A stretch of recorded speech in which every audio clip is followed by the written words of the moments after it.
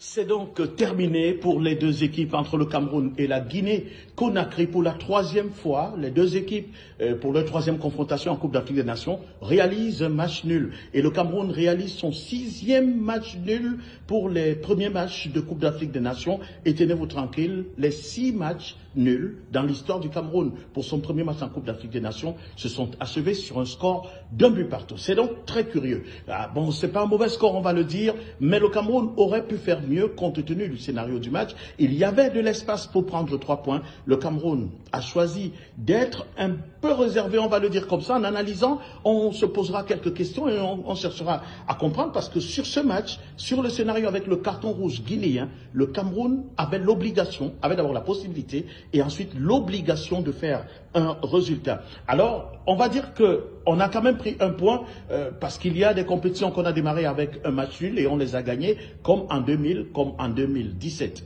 Mais maintenant, revenons quand même sur ce match. On va se poser quelques questions.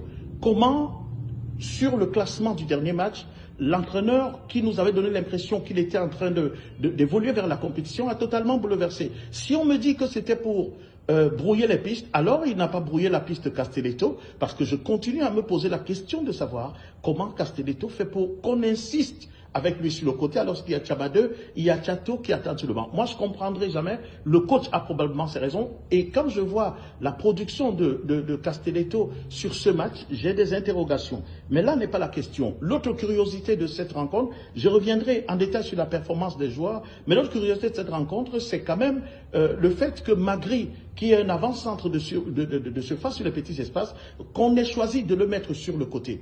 Et je ne sais pas pourquoi Toko Ekambi, qu'on présente toujours comme ayant une bonne pointe de vitesse, choisit de rester dans l'axe. Il a été transparent en dehors d'un tir qu'il a eu à faire. Moi, je ne sais pas à quoi Toko servait sur ce match. Et la seule fois où Magri a repiqué dans l'axe et qu'un centre est venu, il a marqué un but. Donc, je n'ai pas compris pourquoi on a insisté sur ce joueur, sur le côté, alors qu'en réalité, il n'est pas un joueur de côté. J'avais fait également une vidéo où je disais que pour moi, Kemen devant la défense, c'est pas un bon choix. Parce que Kemen a toujours tendance à conserver le ballon. Il est technique, il a confiance en sa technique et donc il essaye des choses qui peuvent être dangereuses. Le but vient sur une hésitation entre N'Cham et lui. Et c'est ça le problème, parce qu'un demi-défensif de métier saurait qu'il faut d'abord dégager, tout comme Christopher Roux qui a un peu hésité pour dégager ce ballon. Alors globalement, comment je perçois ce match? Je perçois que le Cameroun est passé à côté de quelque chose de très très important. Parce que cette équipe de Guinée, on a vu comment elle a commencé le match. Si elle avait terminé le match à 11, je suis sûr que le scénario aurait été différent. Alors le Cameroun donc avait la possibilité, avec ce scénario du carton rouge, de tenter d'obtenir un résultat, de chercher quelque chose. Moi, je voudrais qu'on m'explique aussi sur les coups de pied arrêtés. J'ai rien contre Georges Kevin Koudou, mais il n'a pas une puissance de frappe. Donc, tous les coups de pied arrêtés qu'il joue n'arrivent pas à inquiéter l'adversaire. Maintenant, il est bon sur les côtés pour faire les centres. Et je ne comprendrai jamais pourquoi j'ai toujours l'impression que tout cela n'a pas été suffisamment testé pour venir dans le match. Donc, globalement, moi, je ne suis pas d'accord et je ne suis pas fier de cette prestation de l'équipe. Un point, c'est pas mal, ça peut aller plus loin, mais si cette production est celle que j'ai vue face à une équipe du Sénégal qu'on a vue aujourd'hui, il y a quelque chose à désespérer. Il faudrait donc que les joueurs se remettent totalement en question. Et je vais revenir sur un joueur qui, pour moi, est le joueur le plus talentueux de cette équipe, Anguissa. Je ne sais pas pourquoi il est confiné à des petites tâches défensives. Il est remuant, il est présent, mais ce n'est pas là où on l'attend. On l'attend pour déclencher des actions qui vont produire des étincelles devant. Et je voudrais quand même qu'on m'explique pourquoi on insiste sur N'Cham, pourquoi on insiste sur quelqu'un. Il a essayé toutes les frappes à distance qu'il a essayé, il n'a même pas réussi à les cadrer, les ballons s'envolaient. C'est pas des bons signaux.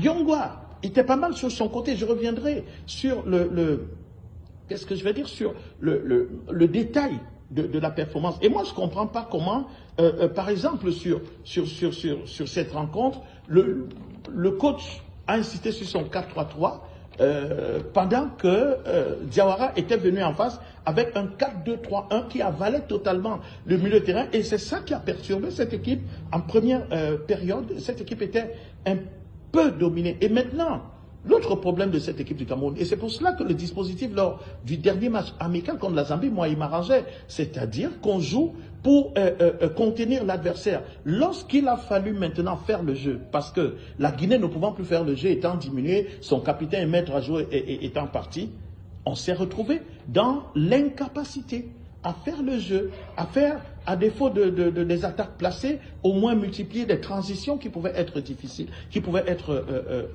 gérables. Moi, je ne comprends pas. Et puis, il faut expliquer sur le premier but. Le premier but, on peut peut-être dire que Kemen qu'est-ce que je veux dire, et Ncham ont traîné, mais c'est sur une mauvaise relance de Mukodi au départ dans un premier temps. On ne peut pas avoir la possibilité de battre cette équipe parce que gagner la Guinée était une garantie minimale d'être quand même sûr de passer au second tour. Parce que là, on joue le Sénégal qui cherche à se sécuriser au second match, ça va être très difficile, même si pour moi je pense que si l'équipe du Cameroun joue comme elle avait joué face à la Zambie, il est possible d'emmerder cette équipe du Sénégal. Mais face au manque d'intensité, face au manque d'élaboration de jeu, j'ai peur qu'on ne puisse pas faire le poids. Il faudrait que cette équipe se remette totalement en question parce que je ne suis pas d'accord avec cette production. La compétition est longue, d'accord, il faut donner le temps, mais il faudrait d'abord qu'on accepte que ce qu'on a vu n'est pas bon pour qu'on puisse s'améliorer. Je reviendrai plus en détail sur